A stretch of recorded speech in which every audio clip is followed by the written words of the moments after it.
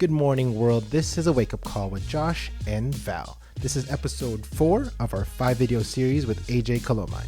If you haven't seen episodes 1, 2, and 3, they'll be here at 1, 2, and 3. And if you have seen all of those, enjoy episode 4. All right, when did you find out that this was something that you were good at? Like, you do it, you're having fun, but like, when did you realize this could be a career or this is where I'm going? Like, was it MTV News? Was it before that? Yeah, I mean, it was before that. I think it was kind of when I made that decision as I was graduating college, and I wasn't making plans to do anything else. So that editor that I met, his name's Walt Louie at Visual Communications, he had suggested, I call a bunch of places. There's a lot of post-production houses in LA. Give them a call and tell them you want to take a tour. That's sort of like a way in, So I did that for a few places. I didn't get a job that way, but I ended up finding something on our UCLA career website. But I think it was, just that validation from your peers, right? The videos I was doing for the Filipino club, they all liked it,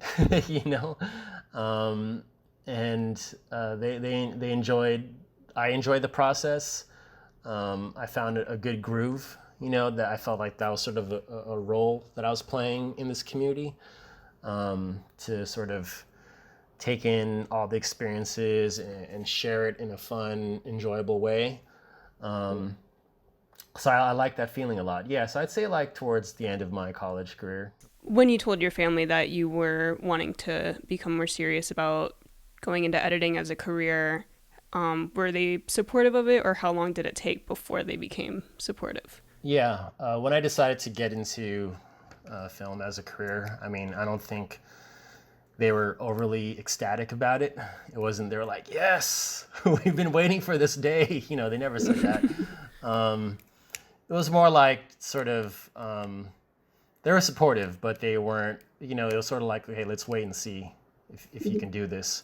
So it took a while. Yeah, like I said, when they saw that I was working on something that they heard of, like how it is for most things. Yeah, they're like, oh yeah, oh wow,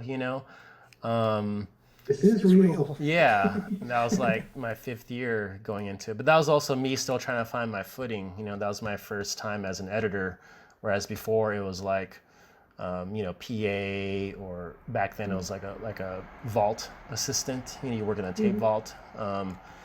So that took a while for me to really get that editor job. But I mean, even now, like, because I work in TV and I work on different shows, and I'm finding a new show after one ends, and my parents tell me, "Oh, are you working right now?" Like, no, I'm gonna find a new show. They're like, "Oh my God," like. So even now, I've been working in TV now for 20 years now. They still get worried.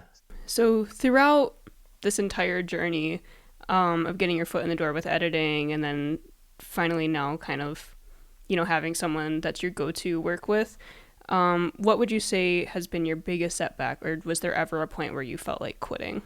Well, I mean, I'm also trying to create our own work as well, right? The feature film I'm producing along with Patricio Janelsa, Look Me With a Vengeance, right here. I'm wearing the shirt. I mean, it's funny you bring this up when I think about quitting, but not that. But it's difficult to create your own projects, right? Mm-hmm. I mean, there's no reason I've gone too far in terms of my TV career to like give up on that. I mean, I could be an assistant for who knows how long, but I want to keep getting better, right? I want to keep creating, be an editor, a full-time editor, at the same time produce my own stuff, and that's hard. The indie work is hard. I mean, we kickstarted this project back in 2013, 2014, and we're getting close to finishing.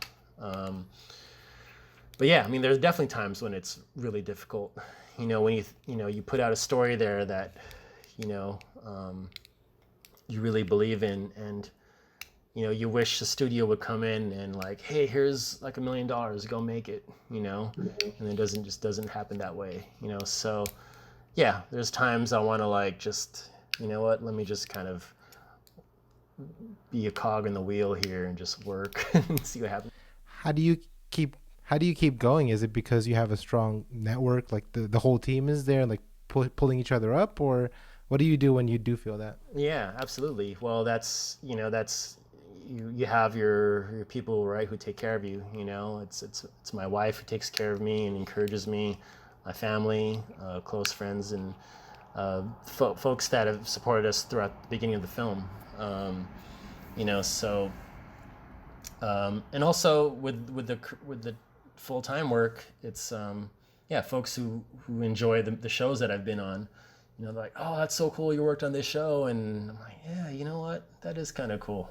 Yeah, you look back and you look at your resume, like, oh, I did do cool stuff.